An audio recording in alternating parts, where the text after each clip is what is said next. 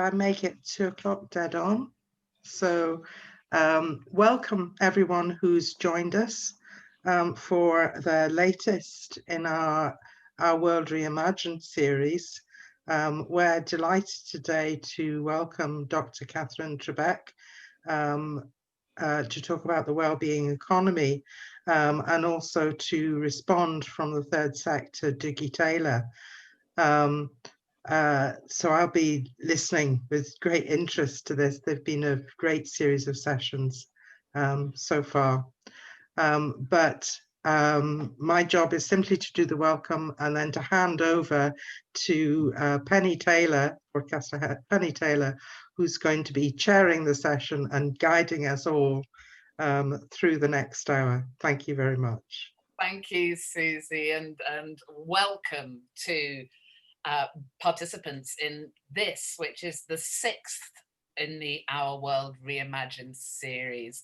My name is Pennie Taylor. I am a journalist. I've been a specialist in health and social care, and I've been learning so much, things that are just blowing my mind from this series. And I know that I'm going to get even more of that from today's session from Dr. Katherine Trebeck on creating a well-being economy.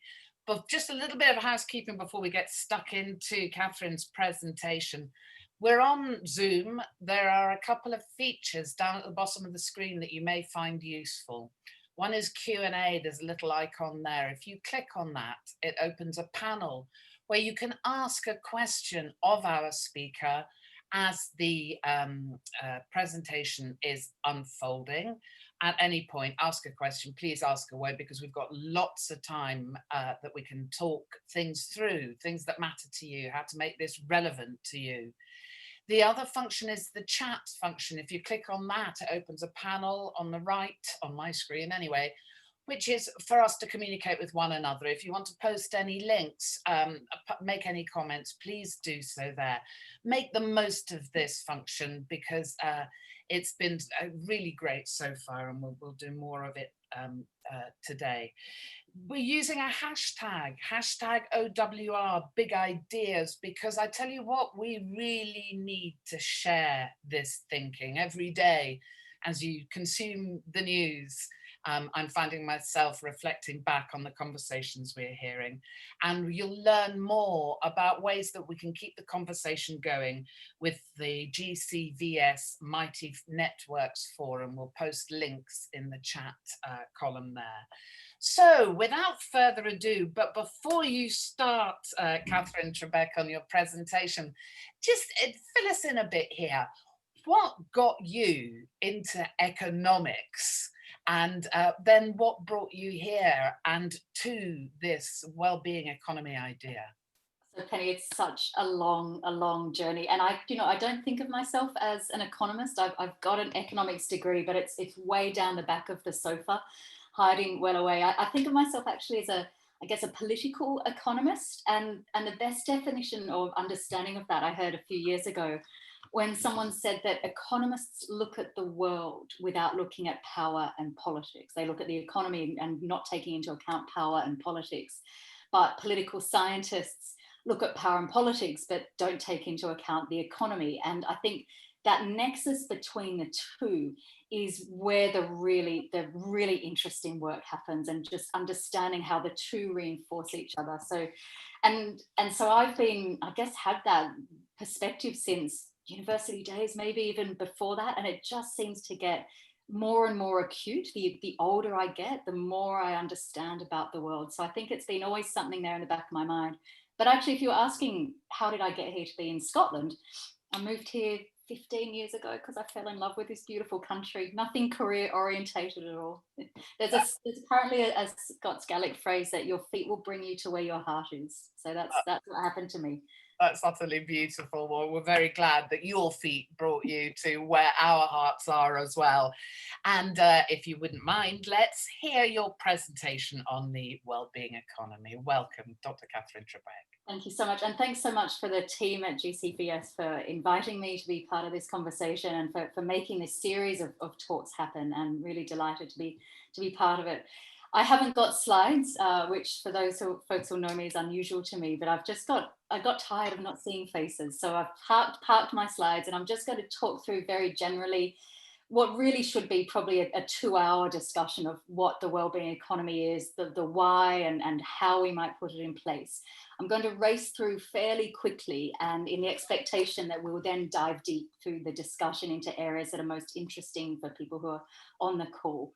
But I guess this motivation behind the idea of a wellbeing economy really builds on decades and decades of work from scholars, from activists, from practitioners, from folks around the world, with this growing understanding that the economic model that existed in countries like Scotland, the UK, pretty much globally, that we had going into COVID really was running out of puff, and it was proving itself no longer fit for purpose. And we could really dive deep into the critique of the economic model. But just to give you a couple of examples, I mean, it's certainly an economic system that is built up to be dependent on economic growth. So many of our institutions and our measures of progress are reliant on economic growth. And yet we've seen that the benefits of economic growth are starting to become undone. I'll go back into that in a minute. But the challenge is that the growth-orientated economic system is proving itself to be unsafe. If we look at all the damage that we're doing to our planetary home, to Mother Nature, we're seeing scientists who are not really the most shouty of people, but scientists with their warnings about various aspects of environmental breakdown are getting louder and louder in their pointing the finger at economic growth as the root cause of climate change, of biodiversity loss, and so on. And on top of the scientific warnings, we've got young people coming out of their classrooms every Friday over the last few years and just saying to politicians that enough of the political intransigence. You know, we're worried about our future. We're scared about our families and communities around the world already being impacted by environmental breakdown. So it's been an unsafe model of economic growth. But of course, it's also an unevenly shared harvest. And in all the growth that we've had, even since the global financial crisis, so much of that has gone to those at the very top. And even just yesterday, we've seen that in the last few months during COVID crisis, the wealth that's still being created has gone to the very, very richest people. And this is not an accident. This is due to how this very rules of the game are designed. There's a very tight confluence between wealth and power. One of the great systems thinkers, Donella Meadows, calls it the success to the successful. It's the idea of political capture, where so many people now are able to sit back and have their wealth make more money for them than any of us on this call will ever make by doing our day job. This is this idea of the rentier economy. So we're seeing a hugely unevenly shared harvest. That's in terms of economic inequality, but of course there's huge inequalities in terms of race inequality, gender inequality, disability inequality, and so many layers of injustice to the economic system we had going into the COVID crisis.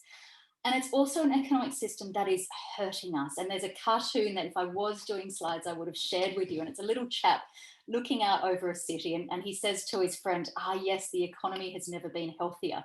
And the response is, and the drugs needed to cope with it have never been more affordable. And I think in a way that cartoon sums up so sadly just how the extent to which people are feeling lack of control over their lives, lack of sense of purpose. We've seen levels of loneliness skyrocket in the last few decades. People really reaching for coping mechanisms that are not supporting them strongly enough. People really feeling their communities aren't ones that they trust. And we're seeing layers and layers of that in inequality. We had teachers last year warning that levels of self-harm amongst young people were a slow growing epidemic. And there are multiple examples of that, of just how even prior to COVID, the economic system wasn't supporting people to live the lives that they want. And a couple of the dynamics that are going underneath that picture, I'm going to talk through 3 of them very, very briefly. And one is this idea of diminishing marginal returns. And if anyone has studied economics, you'll be very familiar with this idea. But essentially it is you get less bang for your buck the more you have of something. And so it is with economic growth. At early stages of economic development and in communities, whether here in Scotland or around the world, that don't have enough, more economic growth really does matter. It does translate when it's used well, when it's used to invest in our collective institutions like our health systems, our education systems, when it's directed to those who need it most, so when it's pro-poor, to use the jargon, then it does translate to various dimensions of social progress. And if folks are interested, I can share some slides to demonstrate that later. But the benefits start to tail off. So you get improvements here and then they start to flatline. And this is this idea of diminishing marginal returns. Essentially, it's running out of puff. But in a way, it's potentially worse than that, because the more we cling on to that growth-orientated economic system, we're actually entering a stage of what very people in Scotland probably quite familiar with because of the Christie Commission, this idea of failure demand.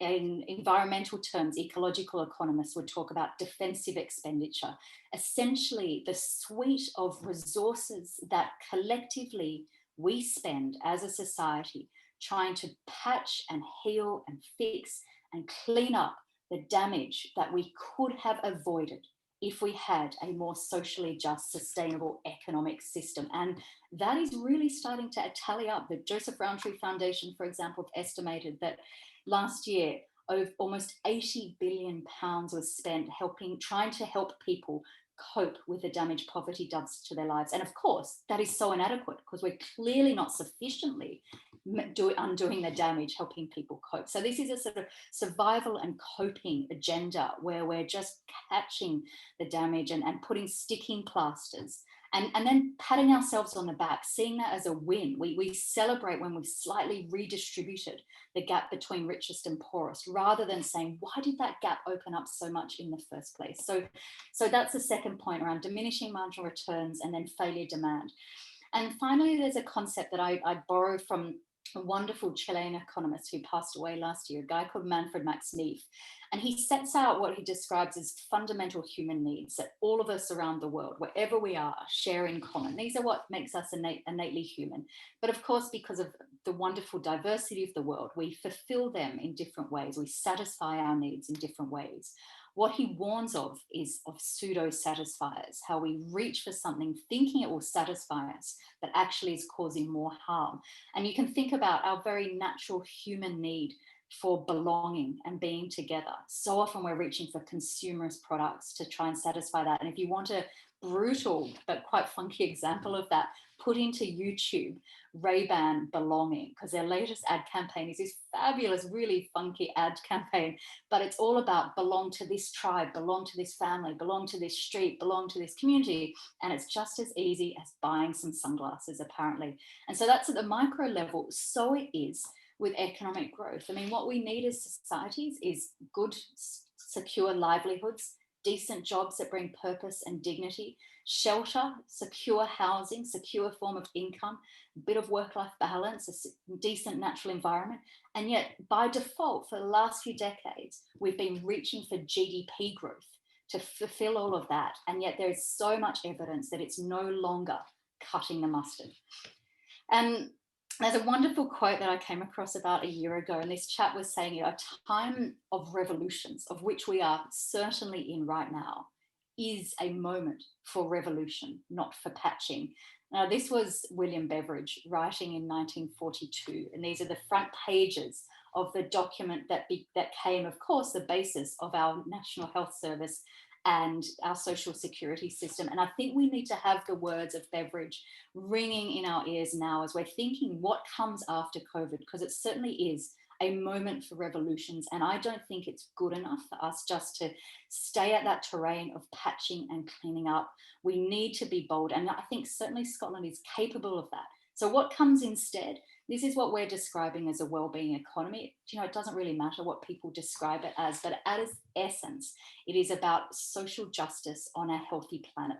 This is about repurposing, redesigning our economic system so it delivers for people first and foremost. And we've set out what we call the 5 WEAll needs that we've crowdsourced from our amazing members. And these are essentially the non-negotiables that a wellbeing economy needs to deliver. It's about fairness and dignity. It's about connection, participation, and nature. And you just think how misaligned the economy we had going into the COVID crisis was with those 5 needs. And then the tricky question of practically, how do we go about creating that? And the challenge is that we need changes at all levels of the economic system. We have to think about the very purpose of our economy. And that means taking a good hard look at the structural dependence and the political obsession with economic growth. And what we need to do is shift our mindset away from being obsessed with just the rate of growth and think about the direction and composition of that growth. What sort of growth do we need, in what circumstances and for whom? And it's essentially about being fair weather friends of growth rather than its ever faithful followers. And I think we can talk about this later in the Q&A. We are still seeing these, I'd say, very outdated recipes that will just solve Scotland's problems if we just get the economy growing faster and faster. We need, I think, surely Scotland, as we come to the end of 2020, is able to distinguish between means and ends. I hope that. I'm constantly disappointed when I listen to the debates, but I have faith that Scotland can wrap its head around the need to have a much more qualitative lens on what sort of growth we need, rather than just assuming that if we get the rate going faster, the direction and composition of growth doesn't matter. So that's at the macroeconomy level. This is about different measures of progress. At the policy level, we need a suite of changes: our tax systems, our subsidies, our procurement systems, our planning systems, all of this to direct the economic activity to that which is much better aligned with what people and planet need. Our businesses need to focus on their purpose, using profit perhaps as a vehicle rather than destination in and of itself, taking a good hard look at how value share is distributed within businesses. How do we price products so we're no longer marginalizing and externalizing impact on the environment? And for communities, it's about participatory budgeting, it's about community wealth building, getting those local multiplier effects happening, thinking about the gift economy, all those sorts of questions around collaboration and sharing. I'm just going to finish by saying the heartening thing is that this is not a step into the unknown. We see pockets of what the wellbeing economy looks like around the world. We see policymakers, even here in Scotland, rolling up their sleeves and thinking, how can we put collective wellbeing at the heart of policy making? And I'm really excited and proud that Scotland is leading the Wellbeing Economy Government's partnership with New Zealand, Iceland and Wales. They've got something like Zero Waste Scotland, really embracing the circular economy, the Fair Work agenda, the Business Pledge agenda. Way too tentative, but a start. We, of course, can look down at our cousins in Wales, where they've got the Future Generations Commissioner, whose job it is to scan all policies to make sure they're aligned with what people and planet need. We've got a ton of businesses around the world that are thinking about how can we use commercial viability to deliver social justice and environmental returns, whether it is, I've got some props here now, whether it is banks like the Triodos Bank that are saying, how can we mobilize the financial system so that it delivers the financial plumbing into these sort of activities that we need, whether it's like my phone here, Fairphone, that is saying this idea of planned obsolescence, where one tiny thing in your iPhone breaks and then you have to throw it out and buy a whole new one.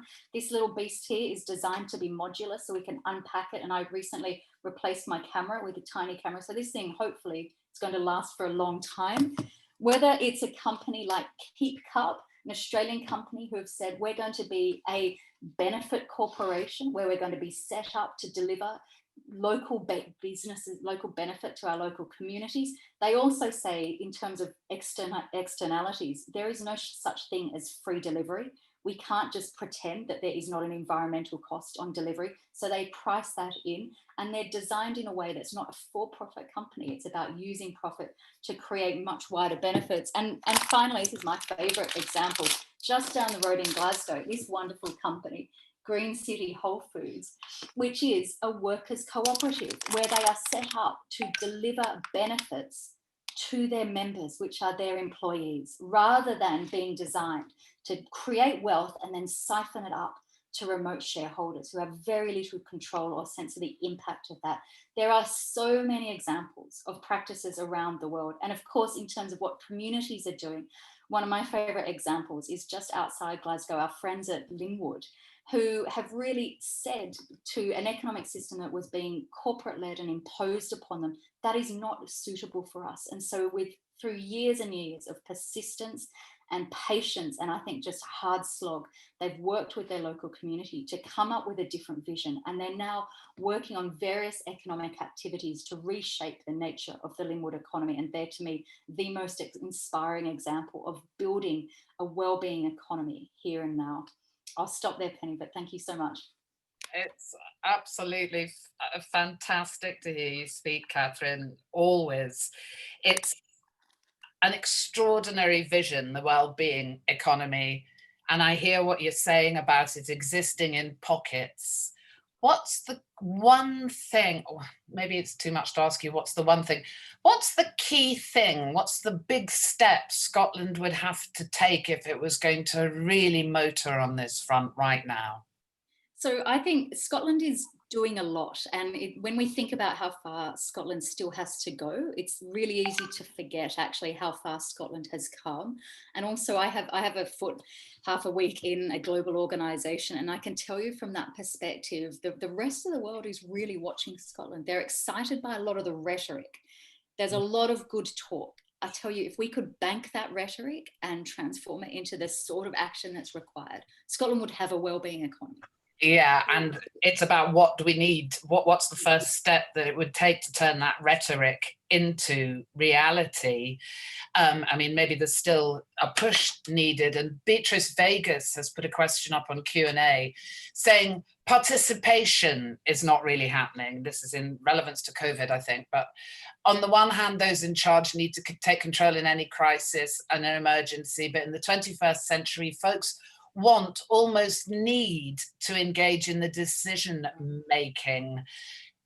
Is that the starting point, do you think? It has to be. I mean, we know that when people feel they're involved in something, they'll feel that, one, will create the outcomes that's much more aligned with what people need, but there's also a health benefit from that. You'll know this, Pennie, that when people feel a sense of agency, it's much better for their stress levels, which has a physiological impact. But there's also something really symbolic about the power shift of involving communities. So, for example, I came into this whole new economy space over 10 years ago from the beyond GDP conversation. And there are lots of different examples of different measures of progress out there.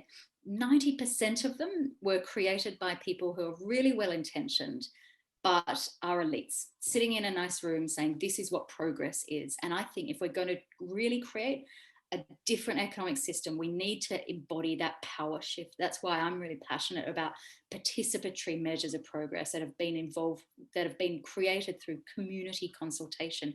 And the key thing about that is, if we create a different measure of progress that resonates with what people want to see in their communities and in their lives, will not only have it much more aligned with the reality of their wishes and their needs, but also will build the political demand for that. So I think there's really something at that level in terms of what is our measures of progress that we need. And things like citizens' assemblies that Scotland's tentatively walking towards, I think, are really good examples of ways of making our politics more deliberative rather than just... And we heard from Oliver Escobar about those approaches recently. What strikes me is we appear to be in an age of mistrust. And to envision a well-being economy, it would be about trust. You know, how can we... Do you think that participation alone is enough to rebuild that trust? Well, it depends what happens with that participation, because we can have all the amazing deliberative conversations and citizens' assemblies. If that doesn't translate to tangible political change, then mistrust will plummet. People become disenchanted and fed up, and they won't engage in the future. So I think it's got to be participation that's substantive and that really leads to tangible shifts in how policies are created. We also, though, need to pay attention to how the participation operates, and not just because it's not good enough just to open the doors, because who's at the front of the queue there? We need to really pay attention to inequalities that prevent some people having their voices heard more than others, and really be very, very careful to make sure that the process in and of itself is inclusive and creative in the ways that we welcome different conversations. But I think that the trust question's a really profound one. And I think people people are fed up with seeing an economic system that is geared up to serve the very, very few. Where they see that their lives are just simply, the beck and call of wider economic processes that they have no control over. And so that's where the idea, one of the, I guess, the jigsaw puzzle pieces of a wellbeing economy, this idea of community wealth building that there's a lot of talk about and great action down in North Ayrshire, is really showing us the way that if we can harness economic activity and keep it circulating locally through local procurement, local ownership, local structure, local employment, then we can start to have people feel more in control of the sort of economy that's being built. And again, the story of Linwood's a great example of that. I don't think you probably use the word community wealth building, but essentially that's what they're doing. They're saying we want control of our local economic system because we're the ones most impacted by it. And when an economic system was almost tried to be imposed on this community, these group of local women just said, that's not for us. It doesn't speak to us. So no wonder trust is breaking down. But again, perhaps as well, it's about sharing those stories in a way that I haven't heard this thinking being more widely shared, and perhaps that's a challenge we come back to. But here's a question come from Sally Condy, saying that she was at a session yesterday about the Scottish National Performance Framework, whatever that is. Sally says it seems a lot of use, but what's Katherine's view? Will this help to shape a wellbeing economy? Thanks, Sally. So I'd love to hear about the meeting actually, and if there's plans for next steps for 3.0. So I've been complaining about the National Performance Framework for about 10 years, and really because what is it? The previous version, so it's essentially, I mean, in a way, I don't want to overblow it, but in lack of a written constitution or a Bill of Rights, this document sets out what the purpose of government is about, what our higher order goals are. And the previous version had sustainable economic growth as a goal in and of itself. So of course I've been chipping away at that, saying, well, why is that a goal? We've got to understand the difference between means and ends. The current version still has sustainable economic growth in there, but what at the heart of the NPF is well-being and kindness, and having Scotland as a great place to grow up. And so there's a whole lot of metrics underneath that we can really, it's our scorecard of how Scotland is doing. And I'd love Sally's perspective on this, depending on her take on it. But it's there. It's a really good vision. It had some community consultation underneath it. I'm not convinced it's being used fulsomely enough to direct budget decisions, to direct political accountability, to really harness and hold our politicians to account. But I think it's probably one of the leading wellbeing frameworks across the world. I would say Wales has leapfrogged with their Future Generations Commission, because they've now got a mechanism to really drive it through to impact and ensure policy making happens accordingly. But I'd love to see another iteration of it, that I'd change it, but it's getting better. It sounds like a tentative move in the right direction. So many things in Scotland, they're tentative, just not enough. Yeah, I mean, that ties up with a question that's come through to me privately, basically saying, how do we move from the nice rhetoric we hear in Scotland when we know that the reality for far too many is just horrific?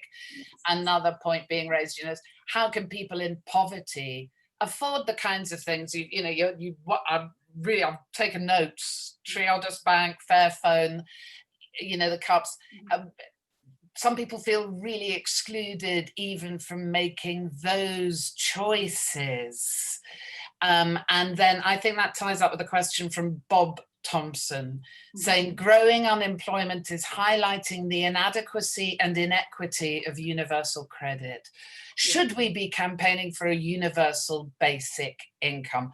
So basically, nice rhetoric in Scotland. How do we move away from that? I think we've touched on that. The reality for people can be just so grim that they can't even engage in the kinds of positive things that you've been talking about.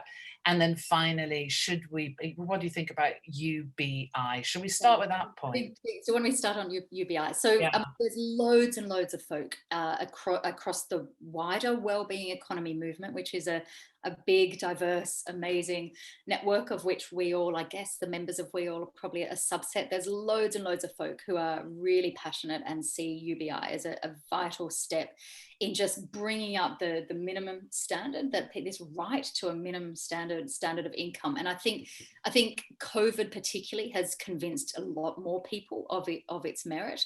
I think it's, again, an important piece of the jigsaw. I don't think it does everything. I don't think it attends sufficiently to environmental breakdown. It certainly doesn't attend to extreme levels of wealth at the top, which are just as much a problem, that feed into levels of inequality, and poverty. The fact that we've got poverty in Scotland is a matter of distribution, not a matter of inadequacy. It's how we share our resources in Scotland. And so UBI is part of that, but on it, like any solution, not one of them on its own is going to crack this. And that's why the question of what one thing is so challenging, because this is a suite of shifts that are required at all levels of the system. So I'd love to see things like, at Bob's point around unemployment, we need to wrap our heads around shorter working weeks and share the work better. We need to also think about that, there are plenty of jobs that need doing, but they don't happen through the formal market. And we've seen this in the last few months. What is it that has kept communities afloat? It's the gift economy. It's looking out for your neighbours who are perhaps shielding and unable to go out and get their groceries. None of that is valued by GDP. And yet that is almost what's really come into its own as keeping communities afloat. How do we support that? How do we provision for that? And UBI is really, really vital in that. But I think the distribution of available work in the marketplace is an important piece of that. The question around jobs guarantees is really interesting. And I think there is a conversation opening up in Scotland through the AGAR report, how that's done. So it's not just giving free, cheap labour to big multinational companies is something we've really got to keep an eye on. And in terms of the question around sort of these sort of nice little thick props that I was showing around, how do people afford some of those questions? Well, there's a lot of dimensions to that. One, if folks can't afford to purchase the things that they'd like to purchase, it means that our job is not yet finished, that we need to still attend to people's lack of income and lack of resource spending, power spending resources. So you probably remember a couple of years ago there was a debate around charging for car parking in the city, and so because of for an environmental reason, and the political sort of reaction was, well, but people won't be able to afford that. I think that's a reason that we need to attend to low incomes, not a reason for us to not undertake a pro-environmental step forward. And so essentially we're saying we're not going to support the environment and we're going to just keep you on your low income. That's not good enough. We need to attend to both. There's also questions around if we source locally, things can become cheaper. Workers' co-ops don't need to pay remote shareholders a huge amount of money through dividends. They can potentially deliver and provide things at a lower price. So there's lots of possibility in these mechanisms too that do. But let me just come back to this point. If we don't attend to poverty and inequality, we won't have achieved a wellbeing economy. At its heart, a wellbeing economy is about social justice on a healthy planet. It is inherent to getting there. Now that demands the closing of the gap between the richest and the poorest. Yeah. How would you do that? You described there, and I saw the tweet yesterday that I think you put out. The rich are getting ridiculously richer as a result of COVID. What on earth can a little country like Scotland, an individual like me, do about that? And anyway, what would you do? How would you redistribute? Is it about tax? What is it? So well, yes, in part it's absolutely about tax, and about perhaps we should be talking about windfall taxes, because there are certain sectors by very nature of the way they operate that have done very well out of COVID. And I think it shouldn't be beyond us to have a conversation about windfall tax. And there's a lot of folks who won't be spending as much either during COVID, whose incomes have kept on coming in, who are lucky enough to work from their kitchen tables rather than deliver to other people's kitchen tables. How can we have that discussion about perhaps a windfall tax? And this is, to go back to Beveridge, who I cited earlier, after his report, we had hugely progressive levels of taxation. So I think that is, and those conversations are emerging around the world. So we need to have that. But I also think this is about asking the economy to do more of the heavy lifting. So if you compare this is a few years ago, but it will still apply, the UK economy to the US economy, prior to tax and redistribution, so prior to the government getting involved, the UK economy yields more unequal outcomes, more inequality, because of the way the market and our firms operate and who owns resources and wealth generation and how we pay people. The government then piles in, inadequately, of course, but it piles in to try to slightly temper that. Now, of course, that requires a hell of a lot of political maneuvering, which the more unequal we get, the harder it is to achieve. It also depends on a growing economy, which if we take the environmental science seriously around planetary boundaries, we can no longer have this in the same way we've had in the past. So this idea of it's an ugly term, but to me, it's a really exciting concept of pre-distribution. How can we shape market outcomes so that they generate more equality from the beginning, from the get-go, rather than having to rely on failure demand? And so things like workers' cooperatives, ownership changing, how we pay people, endowments, how do we share endowments, how do we provide through universal services, not just universal basic income, all of that matters in having more equal outcomes from the beginning. Now we've got 10 minutes left. It goes terribly fast at this time because there's such important things to discuss. I'm going to refer back to a question that's come in through the Q&A, which is that a well-being economy seems completely sensible. So what's stopping it from happening? Is it a lack of knowledge or agency from the bottom, or a reluctance to give up power from the top? Do we know the answer to that question, Katherine? Yes, all of those. But to be honest, I mean, it is reluctance to give up power. Ultimately, in a way, though, I think it's our lack of imagination. So if I can quote another dead white rich man, Ronald Reagan, back in 1983, he said, "There are no limits to growth because there are no limits to human ingenuity and imagination." I think now it is our limited collective imaginations that are stopping us imagining an economic system that is better than growth. I think we're reaching for old, outdated recipes, assuming that they will deliver the goods. And so I think conversations like this, and it comes back to your question earlier, Pennie, about what can individuals do? It's about asking those questions, saying, but hang on a minute, when you hear on the radio, the first question that's asked to the finance minister is, what's this going to do for growth? We need to be really restructuring the economy in service of higher order goals. But that's a profound mindset shift.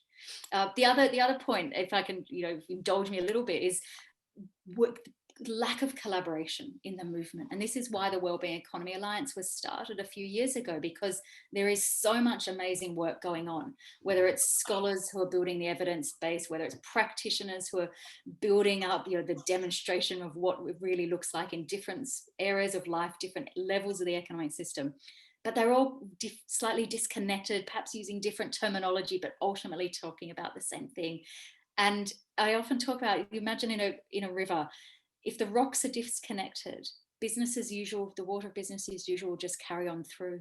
And so what we need to do is pile up together so we can turn the tide. And that requires us to collaborate like we've never collaborated before. Well, that's spot on, because here's a couple of questions that actually bring it right back to the third sector and how we can build those rock walls. Neil L is saying, our organisation co-signed a letter to Susan Aiken, that's the leader of Glasgow City Council, to kindly request the council's economic recovery group include greater involvement of Glaswegians and focus on creating a wellbeing economy. And we received a polite thanks, but no thanks response. Any advice on how communities can work with councils and public bodies, or do we need just to self-organise and make it happen? Hold on to that thought, because the next one comes from Quentin Quarantino. Great name, Quentin Quarantino. How can social enterprises that embody the same values as the WEAll movement and wish to be a key driver align themselves and engage in the same networks, but avoid duplication and retain their own IP? So 2 questions. but I think actually similar themes. Okay, so on the political mobilization, now keep nipping keep pushing that conversation, keep knocking at the door, and do so with a wider coalition of people as you can, because I mean, I remember having a go at the recovery task forces as well in Scotland, because in Glasgow as well as the Scottish one, because it did seem a little bit to be the same old faces. And we know what Einstein's warning: you do the same recipes, and we shouldn't be surprised if we get the same results. A definition of insanity. And so we do need new voices and new ideas, and particularly those from the third sector who are closest to communities, who understand the challenges and also seeing the solution. So I think just keep bugging the local council, but also, so it's a yes and. In the meantime, try to mobilize, do what Linwood did. They just got on with creating their own vision. I wrote about Linwood back in January, that amazing story. So I'll try and put a link in the chat if I can find it. It's on our website. In terms of social enterprises, so I mean, I'd see social enterprises as a huge part of the jigsaw, that sort of 100,000 piece jigsaw that we need to create a wellbeing economy. They embody not just the sort of shift of doing delivery of business differently, but they also embody a mindset shift of understanding that the economy is in service of higher order goals rather than the other way around. So a lot of social enterprise networks are members of WEAll. Spoke recently at the CEIS conference, and so I see huge alignment. So I'd encourage you, if you wanted to be part of WEAll, you'd be really welcome. Our job is to shine a light on practitioners who are doing it well, because what social enterprises and other similar agencies or entities or projects embody is not only are they making change in the here and now, what they demonstrate is the feasibility and the desirability of wider scale change. And so in terms of systems shifts, they are so vitally important. So the more examples we have that we can really point to and say, look, this is what change looks like, the better. So yeah, I didn't catch the name of that. Well, I was Quentin Quarantino. So welcome to join WEAll. I wouldn't worry about brand loss. It's all about really celebrating this suite of a flotilla, I guess, of change agents that we can really start to make massive shifts together. I suppose that's quite interesting, because that's if everybody that comes together are change agents, and if they actually pull in the same direction. But I mean, I think through the course of this series, I've also been aware that you're almost asking people to work themselves out of jobs, and that IP question made me think that does it matter to so kind of protect an organization? We've got a 10-year plan. We don't want to have to be doing this work in 10 years' time. We'd like it to become so mainstream and embedded that I can go off and read a novel for the first time in 20 years. That's the goal. In terms of IP, I mean, there are this is a wide, diverse movement with lots of, I guess, cousin concepts, I'd call them, whether it's regenerative economy or donut economy or solidarity economy or local economy or economy for the common good. I'd see all of that as part of this wider movement. And to be honest, I don't really care what word people use. And in different locations, even the word well-being doesn't really translate. So in Scandinavian countries, it translates to welfare. That's different translations in Arabic and so on. So to me, the language doesn't matter.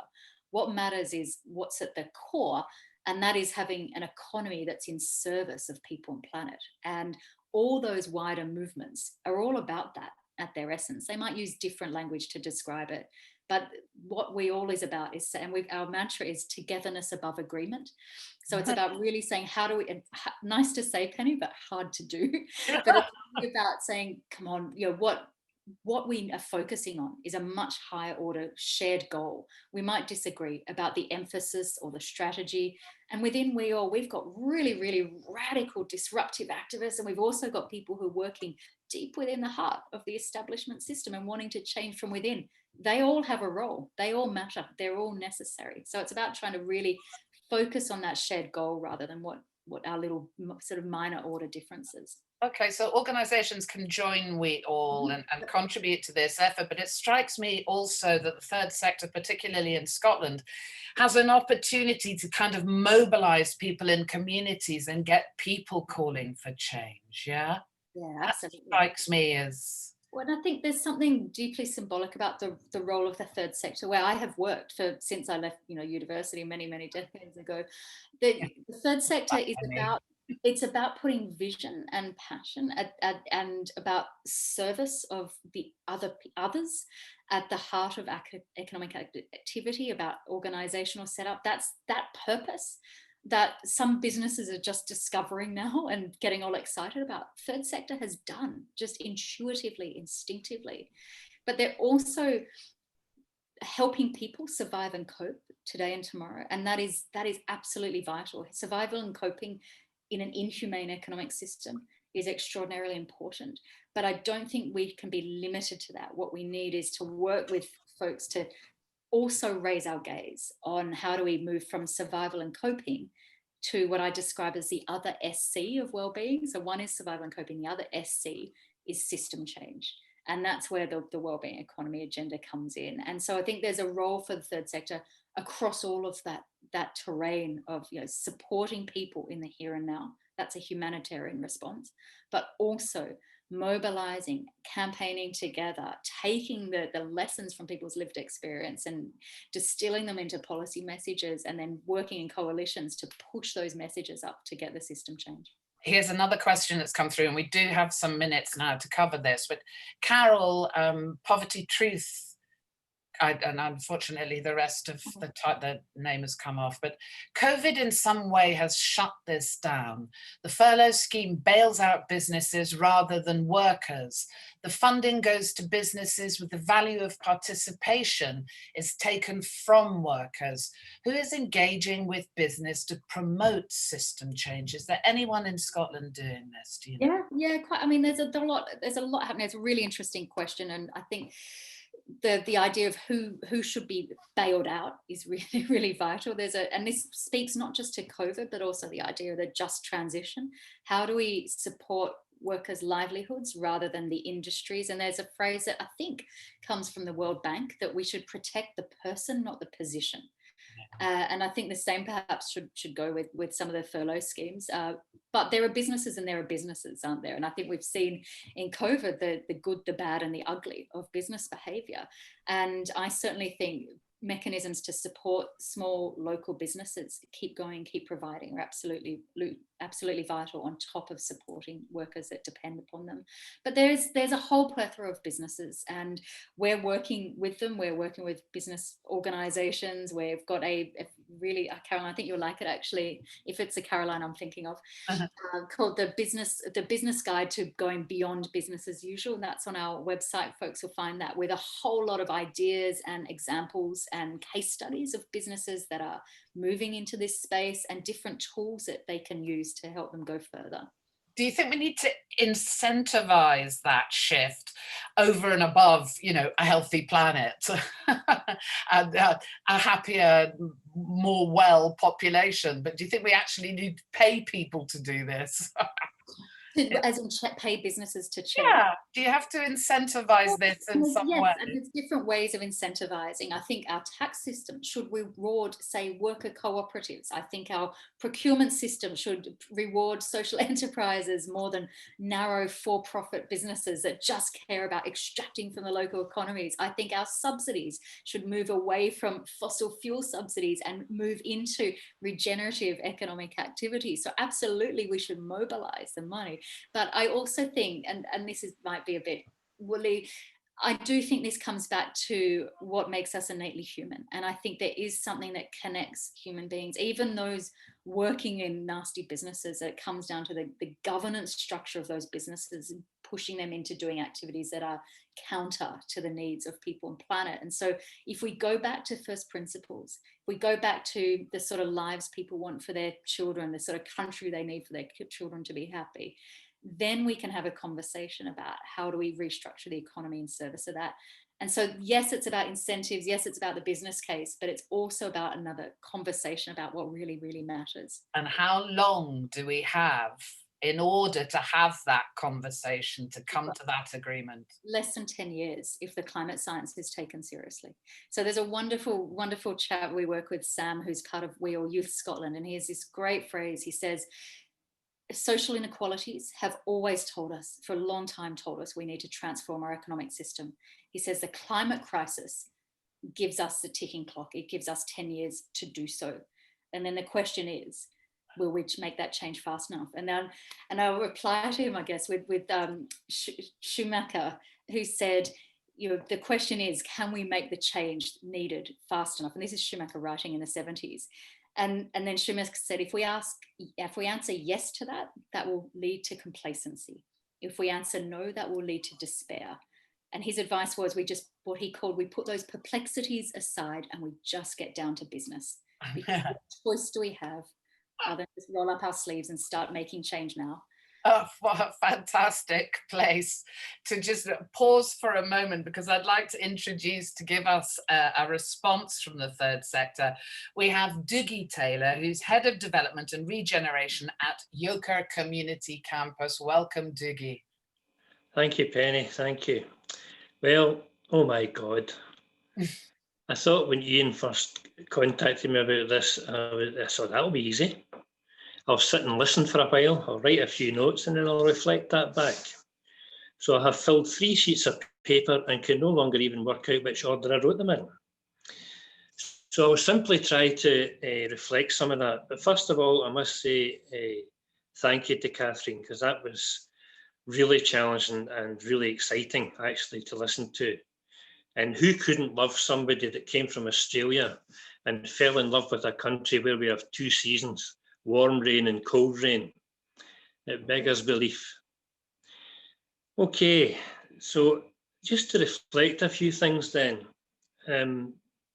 Yes, we've known for a very, very long time that infinite growth isn't possible regardless of how clever we are. We've known for a long time that the much vaunted globalization movement was increasing inequality, not decreasing it. But also it's become clear over recent times that economic growth, for its own sake, or for the sake of the very, very few, we were told it would increase employment. It doesn't. It reduces jobs. In fact, it destroys jobs. So on that underlying basis, what Katherine is saying is not only opposite, it's essential that we listen and we do things. And it's astonishing to me now, at my advanced years, that just how long we have been dealing with this and talking about it. I had a playlist on the car this morning when I was coming in. And being my age, the playlist is not a recent one very often. And there was 2 songs by one band come on, a band called Spirit from America. One was called Nature's Way and the other one was called Fresh Garbage. And they were written 52 years ago. And clearly we thought, oh, that's good and that's absolutely right, but we didn't really listen. And we've moved on. And there are a number of phrases that have struck me and stuck in my mind during my life that also illustrate this particular move.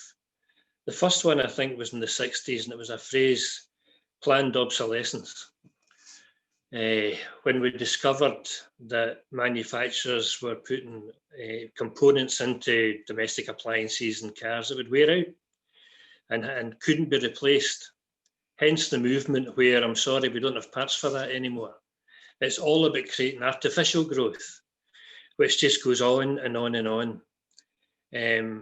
That phrase that we all use, but use with a kind of smile on our face. What did we do before mobile phones?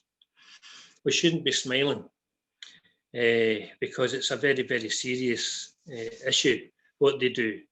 Where would I be without a sat-nav in my car, built in? Well, it's not very many years since you didn't have them. Well, I don't know where I'd be because I wouldn't have a sat-nav, to be honest. But however, these things are all designed to create the wealth and dramatically and exponentially increasing wealth for the people at the very top of this enormous pyramid.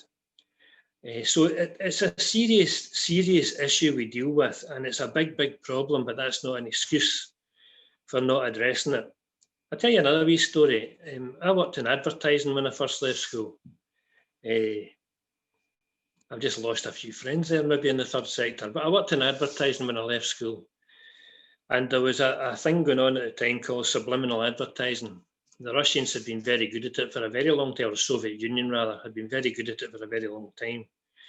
But the advertising industry in this country was catching on to it. So I was an office junior and was asked to help out with this.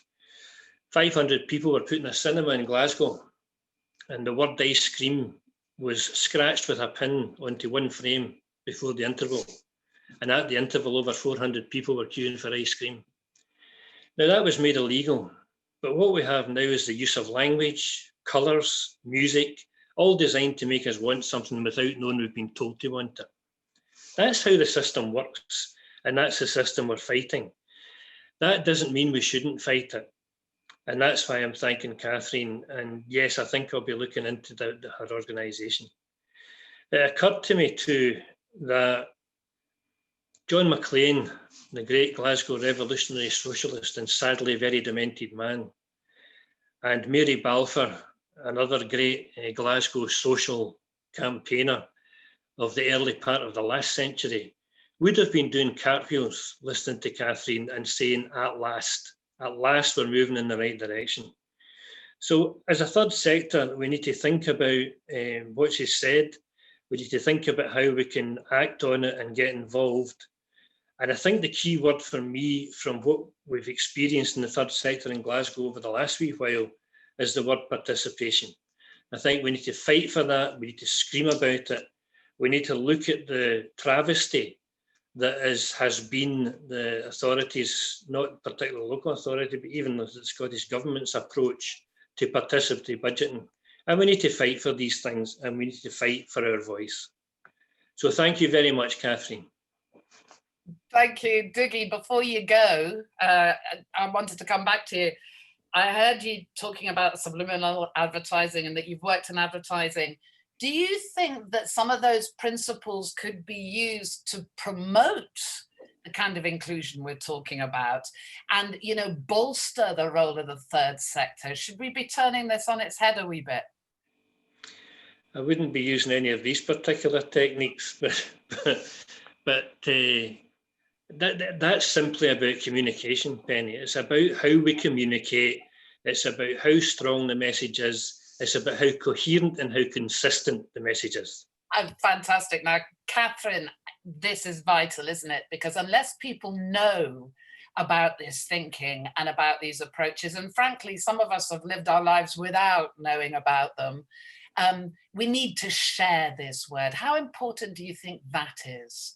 So Dougie's channeling one of the great systems thinkers there, a woman called Donella Meadows, and she herself was channeling another great systems thinker, Thomas Kuhn, when she said to change a system, you need to keep pointing at the failures of the old system, but you also need to point with warmth and energy at the possibility of a new system. She said, you don't waste your time with reactionaries, and my gosh, there are some reactionaries in Scotland we should just move on from. But what you do is you work with the vast majority of people in the middle ground who are open-minded for change and support people within positions who can, whether it's in business or organizations or politics, to make change happen. And so it's about coalitions, it's about shining a spotlight on the amazing work that's already being done that proves there is no excuse, because that amazing work is happening despite rather than because of the current economic system.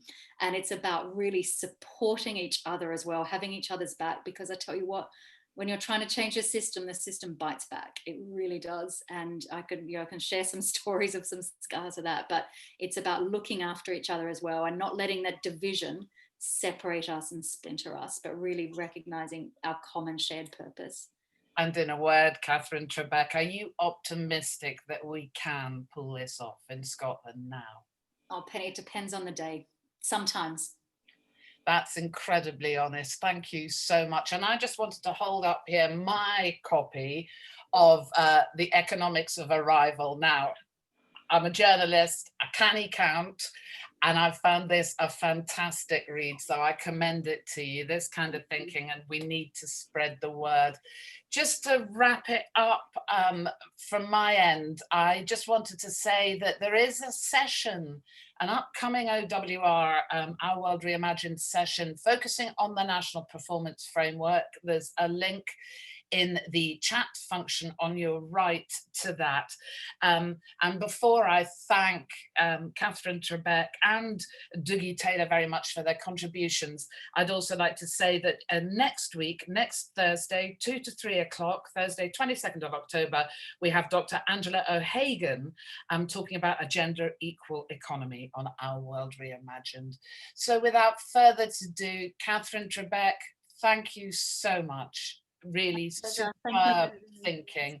And Dougie, thank you too. And thanks so much to all our participants and the people that post questions and posted links. They're really useful resources. Make the most of them and have a great day. Thank you so much.